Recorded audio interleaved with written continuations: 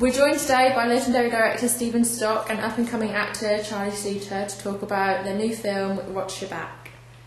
Could you tell us a bit about the film, please, Stephen? Yeah, well, we wanted to do a film that focuses on youth culture and the dilemmas we're facing, the modern age with gangs and stuff.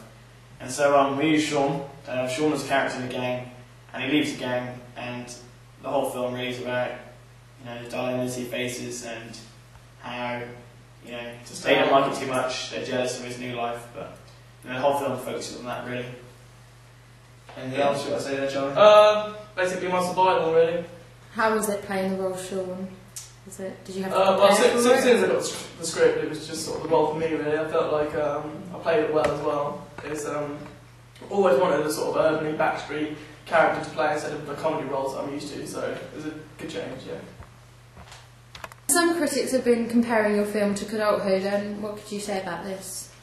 Well, I think it does have similar aspects of it, both social realism films, but with this one we took it to a town instead of a big city, so it's not in like the backstreets of London, so stereotypical type. But it's sort of like a cross between modern gangster and social realism, so it's not exactly the same as Kidulthood. So that's what I'm saying. In what ways does your media product use, develop or challenge forms and conventions of real media products? Well, I don't think it's as stereotypical as most social realism kind of gangster films are. We haven't used the city, as Charlie stated in the last question. More of a town situation. Yeah, we use more of a town because there's so much of a cliche these days that all gangs and stuff happen only in the big cities like London. So we're kind of trying to challenge that a bit and show it in a more regional way. How does your film represent social groups? Well, we use the hoodies as the gangs because I think that's more people can relate that to being a gang, so kind of eases up the narrative a bit. And also creates suspense as well that you can't see the hoodies' faces, so it's always. I think it works well. But saying that, we have challenged the social groups a bit. I mean, we have used a girl, female, to be in the gang, which maybe isn't so much stereotypical because they may feel women are not like that. But bring it into the 21st century here and just sort of saying anyone can be anyone now, females are in gangs and anything can go on these days. Who would you want to distribute your film and why? Well, we've already been talked with the Works because they've been known to distribute some social realism films such as 4321. Yeah, I think there's a lot to do with Kidulthood as well. So I think the main institution we're looking for is Film 4 because they're known for being promoting the British films and getting the best publicism. So I think also like Arthouse Cinema would be good. Yeah. That's what we're in talks with at the moment. Cool. Who would you say would be the perfect audience for this film? I think the perfect audience would probably be about 16 to 25, both genders really, because you would usually say for a gangster film it would be both males, but because there's a female in the gang, it also gives them an insight to what the film's about as well. So. Have you got anything to add on to that? Just generally what you said, yeah? 16 to 25 years old. How have you addressed your target audience? What things in particular have you done? Being in the 21st century and how technology's advanced these days from our childhood, we use social networking, TV, as much technology as possible. We used Facebook, have a Facebook application, an iPod application, just to get some interest and kind of publicise it. It's all about, we use polls and competitions as well, so you see like which character are you, fill out the quiz and see which character you are. Also we use Twitter, which both I and Stephen are on. People follow us and just generates interest really, so yeah. We also use such films. We've kind of related to such films like Kidulthood. We've been on credits to them. Sort of the short house movies, like short movies that have been coming out lately, they've also been advertising us as well and starting production, so it's also good. Just trying to keep it living, just trying to survive. How has technology affected your production? Very much. I think computers, we can say, are very unreliable. There are ups and down days when I was slow and fast, but more slow than fast, I would say. yeah. A couple of times where it actually cancelled on us and we hadn't saved our work, so that's Using Adobe can be quite complicated as well. big problems. I think it's just the computers really, but the cameras were okay. Yeah, the cameras were good. Most of the technology was good, and the effects were very good that we used. Yeah, we found it quite hard putting the music into the film because for some reason the computer didn't like the music, and the music kept getting deleted over and over again, which wasn't helpful. Which brought back our airing times as well, so down the time. I think we would have done it maybe a week before, which helped production really. Yeah. So. What have you learned since doing the prelim? Well, personally, I think I've worked more on the effects now. I've worked more on that. We tried to adopt some more camera angles in there as well to try to, create a bit more suspense and, add to the atmosphere. From the prelim, we sort of, like you said, we only used a certain variety of camera shots. So when it came to the new one, we sort of pan around, so it gives you the effect that someone's sort of chasing you or like stalking you. So you have that effect as well.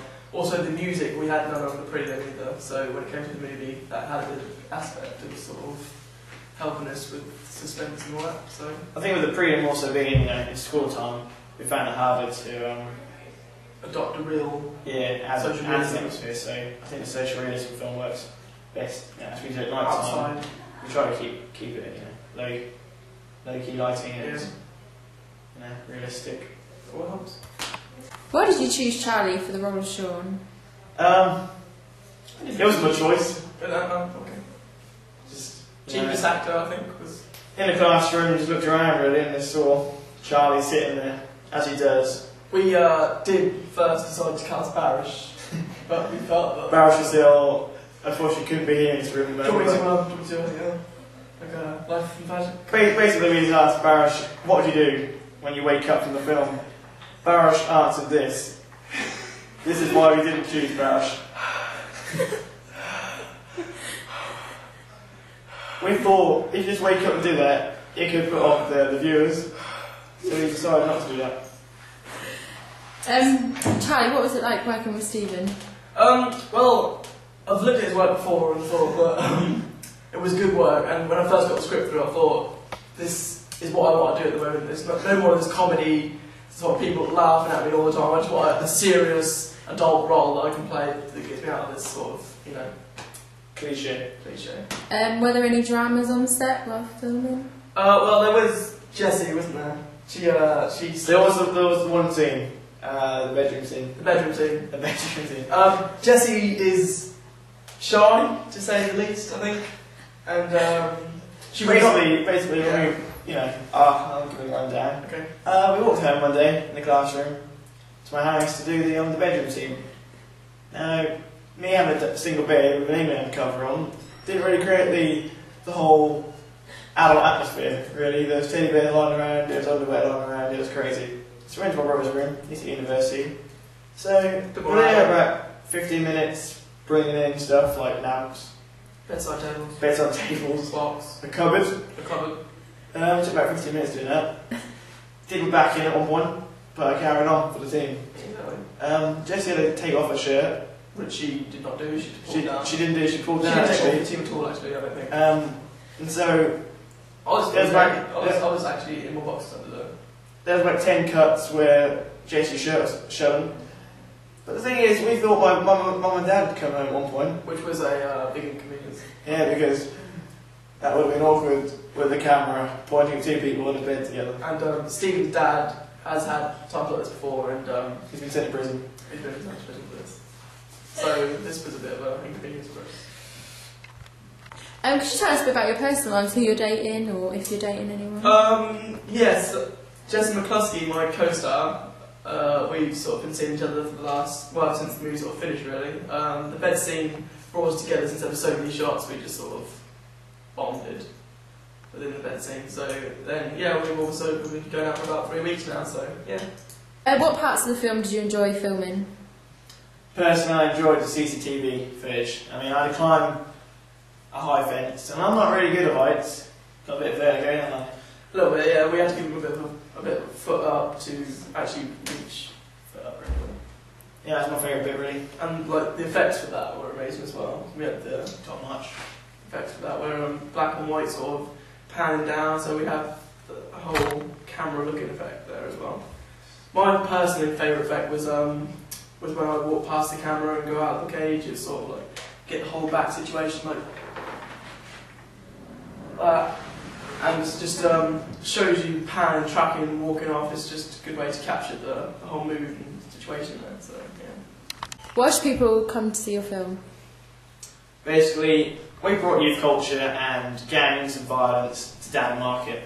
We brought it to an urban town. We haven't brought it in the cliche of London. It's in Kilwood. It's in Howlett. It's in 4, 3, 2, 1. We haven't gone the same way. We've changed it completely. We've changed social realism as it is today. We've changed social realism completely.